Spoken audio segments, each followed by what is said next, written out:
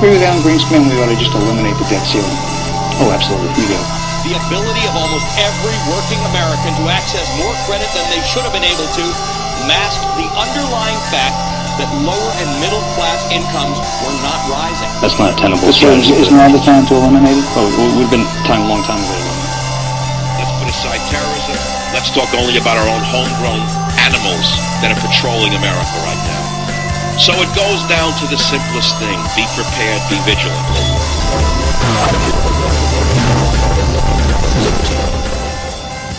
The Big Island is the talk of the town. This bomb scare, this ballistic missile attack scare that sent people on the Hawaiian island absolutely into a frenzy, which is, completely understandable. It's all the talk. It's everywhere. It's got several headlines on Drudge. There's people talking about it over a Prepper website. It's a big deal. And it's a big deal because we're all trying to get our heads wrapped around it. We haven't heard from the president on it. We haven't heard about anything.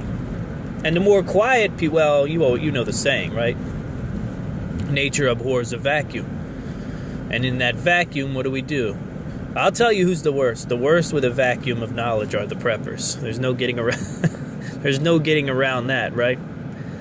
I mean, it's arguable that the vacuum of knowledge from the government is one of the key ingredients to creating preppers in the get-go, right? How are we going to pay down the debt? Crickets. What are we going to do about North Korea? Crickets. Nature abhors a vacuum, but I think the prepping industry loves a vacuum. Because it seems that humans, we flock to some sort of an answer. If we're not getting the answer we want, how are we going to stop an asteroid speeding? Well, okay, that's fine. That's fine, Mr. Trump. Then I'll just build a bunker in my backyard and I'll hide out in that if you're not going to give me any answers. But the Hawaii thing is an interesting one. And on face value, you could say it's a costly mistake. It's a costly mistake that cost a guy his job or her job. I don't know if it was a man or a woman, but the person lost their job. They resigned. They're out. I don't think they resigned. I think they were fired. And if you haven't heard about the story, an alarm goes off a day ago. I think it was a day ago now, 2 days ago. Alarm goes off 2 days ago.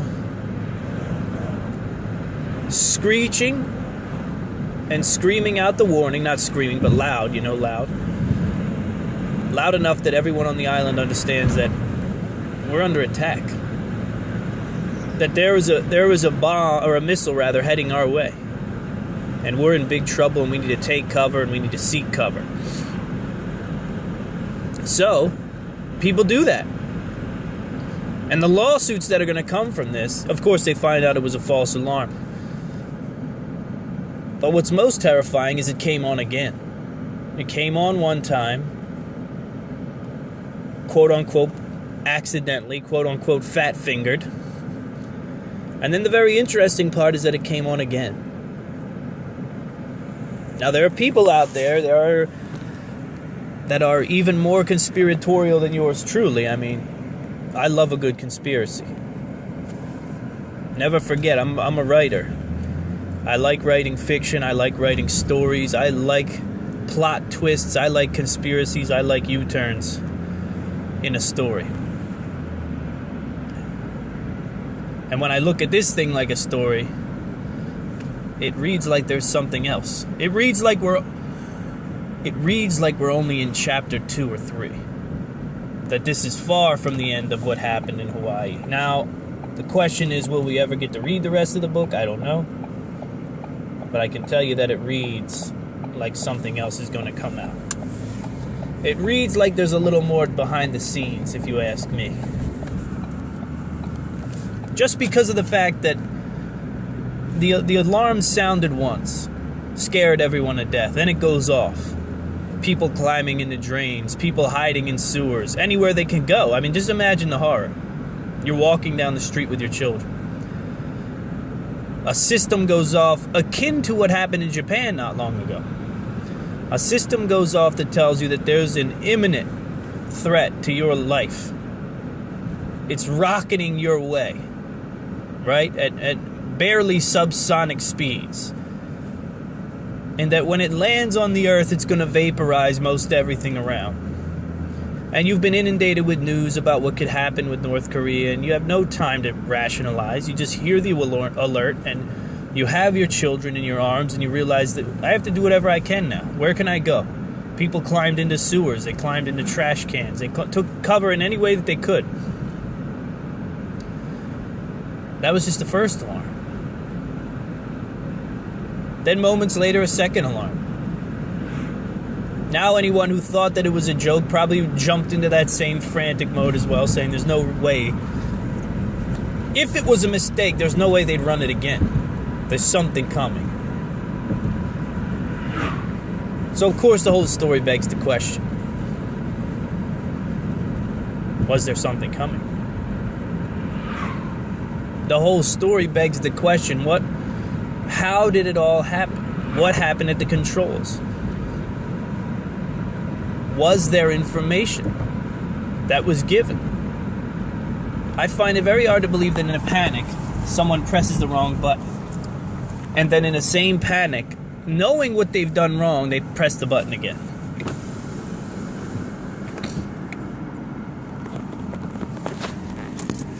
I've got to pay my debt to society. Hang on one second.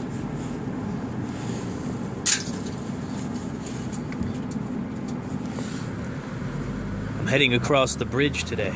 It's not something I do very often. It's early and I'm heading across the bridge, and I'm happy about it. For those of you who listened to the show before I became a writer, I made this trek pretty often on these shows, but here I am again, early in the morning, making that same trek. But this story about Hawaii it's either as interesting as you want to make it, or it's not interesting at all. Was it just a mistake? Was it a foul up?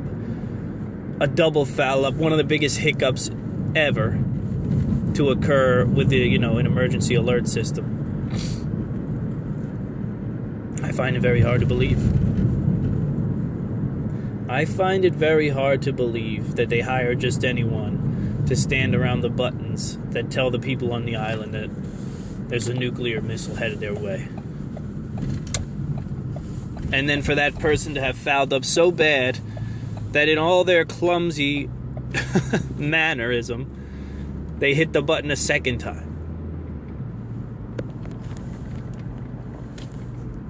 There's something more to this. We'll probably never know about it. And maybe better for it,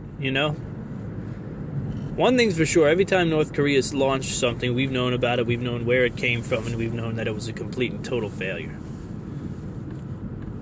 There was no launch planned, but then again, if you're going to launch a missile at somebody, you're going to plan it. Only the United States of America does that. But it's not the topic I really want to get into. But it is something interesting, and it's got people's attention. It's been front and center on the Drudge Report for days now. It hasn't been front and center. I really wish that there was just at least one true investigative journalist that would grill someone from that control room or get a hold of the person who pressed the button by accident, whatever it is. Just really dig and get the information to the American people, Somebody with a passion for investigative journalism. Because when you look at the media, you just see when I look at the media today, and this is such a beaten topic, but I just want to give you my analogy. Doing this Batman challenge in January is a monster. Follow me on this because it's all going to make sense. But doing this Batman challenge in the month of January is a monster, right?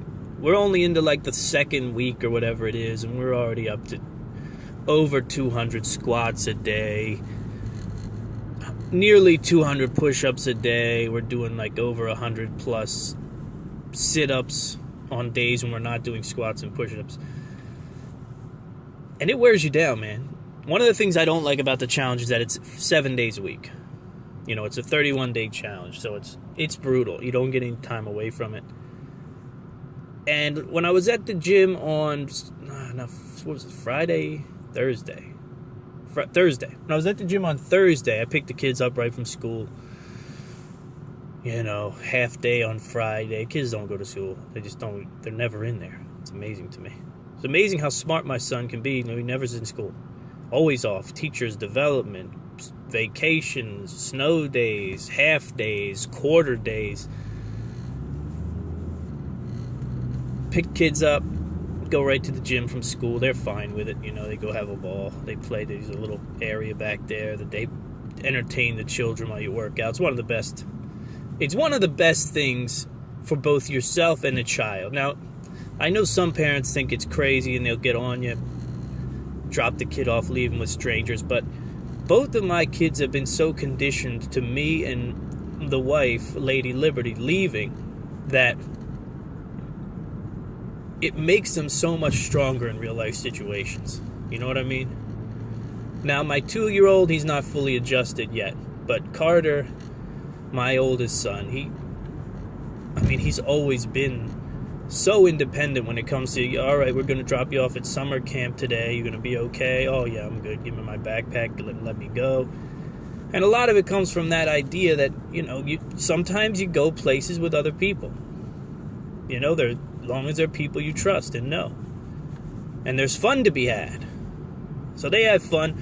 But what I'm getting at is, at the gym Thursday, because of this Batman challenge, I phoned in my workout. There's no getting around it.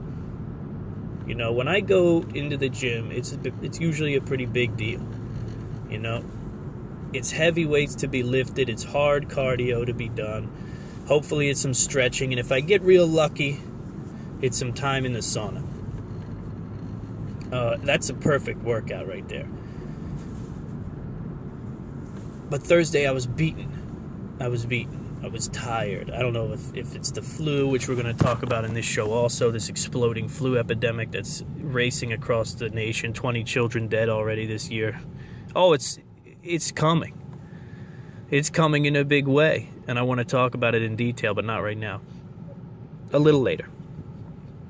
When I look at the media, right? So I phoned in the Thursday workout. There's no getting around it. When I look at the news media, I see the same thing. I see some people who are just phoning it in. You know, you read there's no doubt that these people have a command of the language and have the ability to write something better, to say something more important, to do something better. But I look at the tired news media and I see, even the people on television now, I see people who they find a story, a nice juicy one too. A nice juicy steak of a story that doesn't have to really, you don't have to do much to it, right? You don't have to, I just sear it on both sides and present it to the viewers, and they'll love it. They'll eat it up. And that's what I see. I see the makeup and the hair and the smiles and the skirts and the whatever. And it's give me the red meat. I want the red meat. We'll give it to the audience. They're going to love it. Get them the filet. It's easy to cook. See, what journalism is about to me, and what really good writing is about, and I'm not making a claim that I don't throw some up on the website once in a while that are just easy, because I think every once in a while that's fun too. You know, every once in a while you write an article or you do a piece or you do a show on purely whatever it is you want. That's called balance. But if every night you're cooking the easiest piece of red meat you can, it gets old, right? I mean, for investigative journalism, I like to think of it as kind of like braising a lamb shank. You know, it's like braising a lamb shank. If you give me the filet every night, it doesn't have that much flavor to begin with. You know, the filet mignon is a piece of steak that is highly overrated. Not a lot of flavor there. Super tender, hard to mess up. You can wrap it in bacon, you can smother it in sauce, you can do it, and it tastes good because it tastes good. Well, it tastes good because it doesn't have a lot of taste. You follow me? So it's an easy win. And the media seems to only want these easy wins anymore. When I get into a piece of journalism, or when I sit down to watch something, I want to feel the process. I want to understand that they took something like a lamb shank that was hard to cook, and they trimmed the sinew from it, and they looked it over, and they seasoned it well, and they seared it on all sides. Then after they seared it on all sides and they got a good brown crust, then they took some mirepoix, or some, small diced carrots, celery, and onions, and they put them in a rondeau or a braisier or something like that they were going to cook it in the oven. And they sweated those vegetables out, or they caramelized those vegetables under higher heat. Seasoned the vegetables, right? Then they threw the lamb shank in. And they knew that we're braising this piece of meat, so let's add flavor, let's add water. To braise properly, you're going to want to cover whatever it is you're braising with liquid, preferably lamb stock in this case, about 3/4, right? So you want a quarter of that thing hanging out. So they did that. They added herbs, they added spices, and they put it in the oven covered at about 300 degrees for 6 hours. Then they pulled it out. Then they drained the vegetables. Then they made a real sauce. A real sauce with the essence that came from that bone and that meat.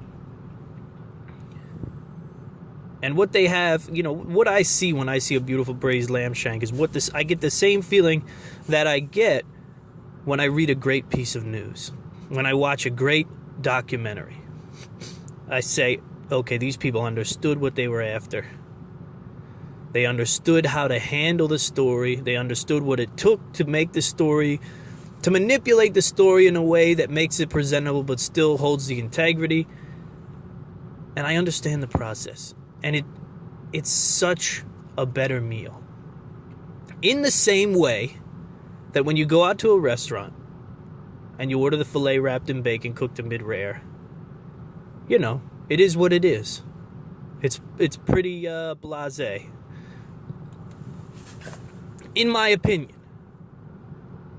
Now, when you go out to a restaurant and you get a dish of creamy polenta and there's an expertly braised lamb shank on top of it, well, that's a real meal. For me, it's my opinion, but that's a real meal. And when it comes to the media, especially the big networks, I have not had a real meal in a very, very long time. We'll be right back.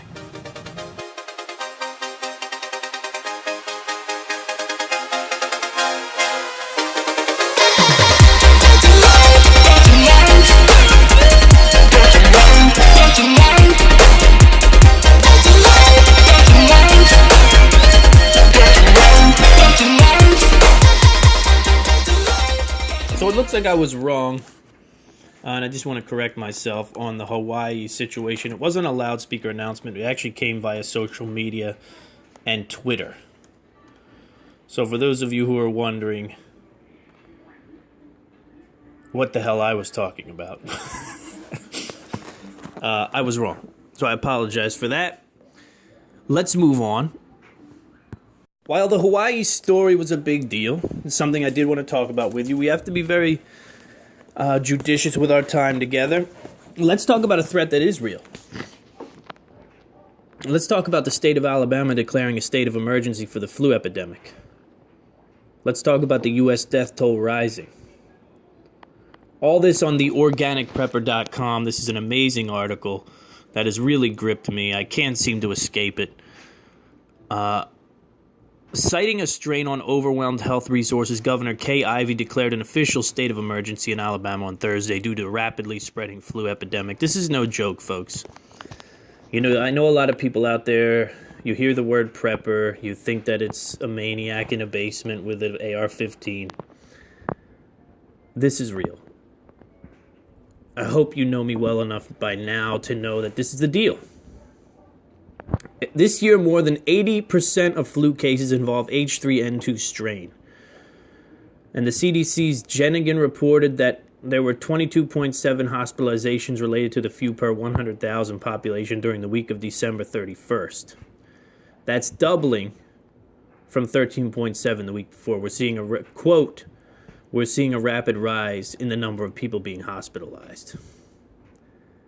18 people died in Dallas, Texas, 4 in Tennessee, 27 in California. Hospital waiting rooms are jammed with flu victims. Doctors are running out of medication. Ambulance services are strained. And even IV bags are in short supply. This is no joke, and we're not hearing enough about it. You know, the news media might get up on there, tell you to wash your hands. It's true. Good personal hygiene goes a long way. You have to be careful of your children. You have to be careful of really everything. Because this is a killer. This is a killer. After entering someone's body, usually via eyes, nose, or mouth, the influenza virus begins hijacking human cells. They say it isn't the flu that kills people, but the body's attempt to heal itself. The flu virus itself triggers an overwhelmingly potentially fatal immune response, but rather a secondary infection that takes advantage of a taxed immune system. Typically bacteria, often streptococcus or staphylococcus, infect the lungs. This is bleak, man. Over 20 children are dead already because of the flu this year. You think about that for a moment. That's enough to make you tear up.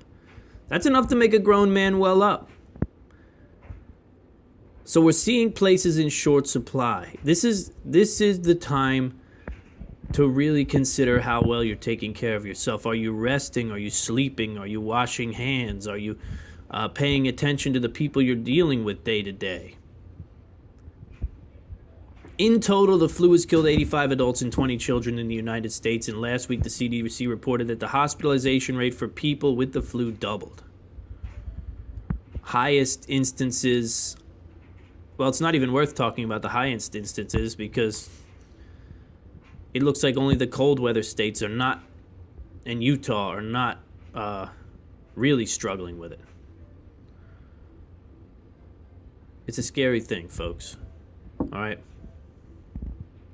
Again, 80% of the cases are this terrifying strain of the flu called H3N2. And the flu shot is not helping. The flu shot is not helping this year. The peddlers are still telling everyone and urging everyone to get a shot, even though some numbers say it's only 10% effective. So what do? Daisy Luther, incredible job, by the way. Daisy Luther is a coffee-swigging, gun-toting, homeschooling blogger who writes about current events, preparedness, frugality, and the pursuit of liberty on our website, The Organic Prepper. She always does an amazing job. Always. The Cheapskate's Guide to the Galaxy is her book. She also does PrepperDailyNews.com. The Organic Prepper is always right on point.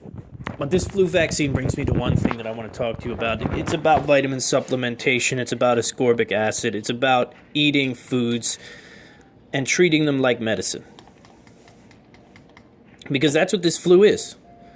That's what this flu is. It's a reminder of the fact. Because when doctors are overwhelmed, when hospitals are overwhelmed, you have no choice then. You have to figure out ways to take care of yourself. Listen. If my kids get the flu, you think I want to take them into a disgusting ER that's filled with other sick people? No. For me, this whole game is preventative medicine. I'm no MD, all right? I'm just a dad. I'm just a guy who understands microbiology a little because it used to be my business. I'm a man who understands personal hygiene because I used to teach the topic. I'm a man who understands nutrition because I like it and I study the topic in my free time. But I know that the combination of those things works in our favor, right? We can use those things to stay healthy. If you're not utilizing powdered ascorbic acid this time of year, then you're missing out on a huge opportunity to bolster your immune system. Powdered ascorbic acid, or crystallized ascorbic acid, basically vitamin C, should be taken at least 1,000 milligrams per day, every day of your life. Some days I miss it, some days I hit it. I don't always do it. But I can tell you right now it's going to boost your immunity. And in a time like this, you have to have it on hand. Because remember, a virus isn't killed by antibiotics. The doctor can't give you anything to kill a virus. All it can do is keep you from getting infections from other things. which can kill you. But what you can do now, wash your children's hands, wash your hands. Right? Be very wary of the people around you. You don't need to be touching and hugging and shaking all the time. Right? This time of the year, keep your distance from people, especially those who look sick. If you're sick, keep your ass at home. Don't go in there infecting other people. You know what I mean? That's one of those things that drives me crazy, or used to. I'm going to work and you got this warrior, right? This soldier. I couldn't miss today. I had a big report to turn and I just had to show up and I had a meeting that I couldn't miss. Sneezing, coughing, spreading disease all over the office, and before you know it, the flu runs through the office and everyone's set back because of one moron who didn't want to take a day off. Ascorbic acid. Eating plenty of garlic, eating plenty of ginger, eating plenty of herbs. Rosemaries are powerful this time of year. Look, not this Wednesday, but next Wednesday, I'm going to have a professional on to talk about essential oils and how they can help. Preventative medicine and how they can help you battle the flu before it even gets to you. These are important things. Right, preventative medicine is the key here. If it's in your house, you're left to its will.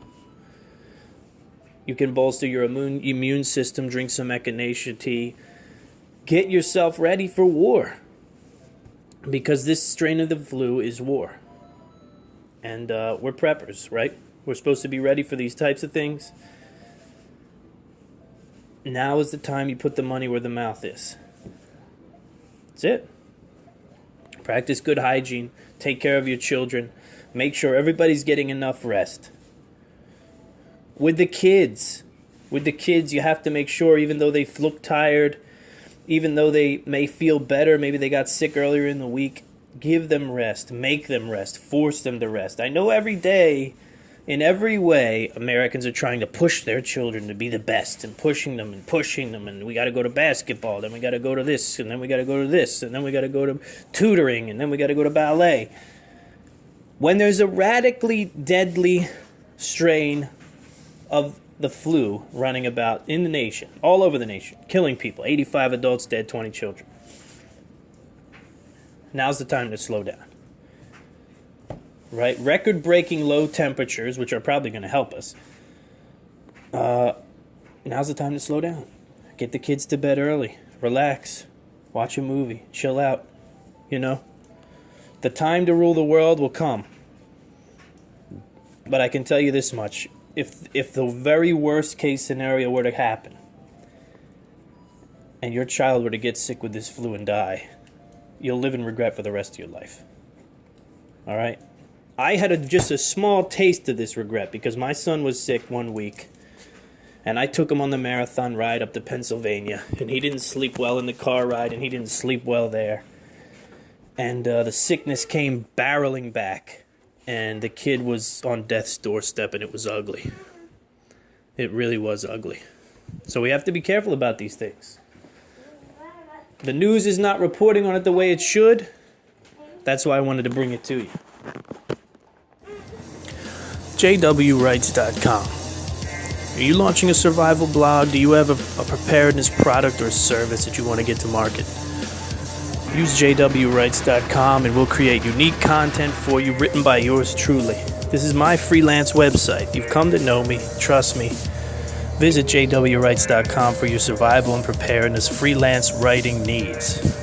I do infographics, white papers, ebooks. Visit jwrights.com.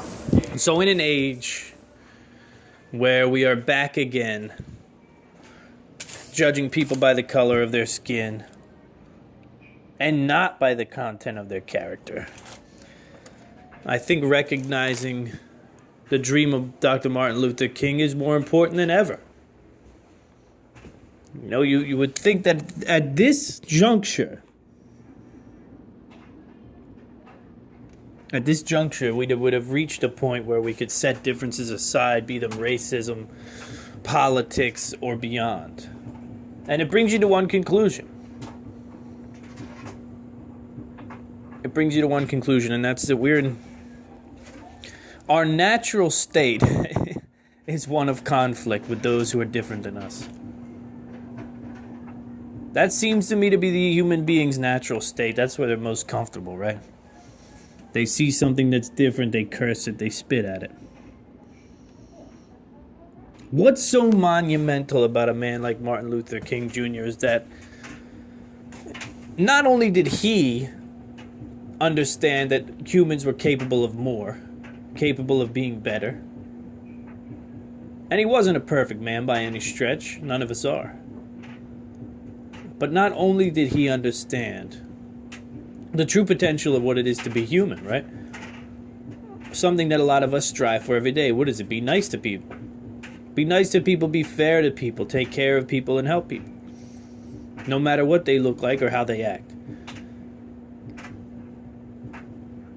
Not only did he understand it himself, but he found a way to captivate a whole nation and get them to understand. To get them to understand that there are more benefits in welcoming people, in loving people, in helping people, than there are in hating people, right? Segregating people. And I wish I could say thank you, Dr. Martin Luther King, for delivering us to a time in 2017 where we have studied your words and we have come to a great utopian time where we all get along. But that's where Martin Luther King taught us about something also. He taught us that life is a struggle each and every day. Every little piece, every little goal, every little bit of success is a struggle. And that there is no point of completion in pretty much anything except life itself. Right? The only real completion there is in anything is when you die. In other words, while you might sneer at someone today, you might befriend them tomorrow. If you're smart, you'll spend most of your time enjoying people. No matter what they look like, no matter who they are, no matter how they talk. The problem with all this is there's a progressive left wing in this nation, and it's growing. And it's the most radical, divisive, fascist group of people that I've seen in my whole life. And I don't want to make this about the right or the left. But I do have to point out that all these years later, after this great man taught us how to get along, after this great man gave us the great quote about content of character, well, we found a way to silo each other and attach funny things about certain beliefs and attach names and nicknames and how to sort of corral people who aren't like us into little boxes and then antagonize them there. And this happens on all sides.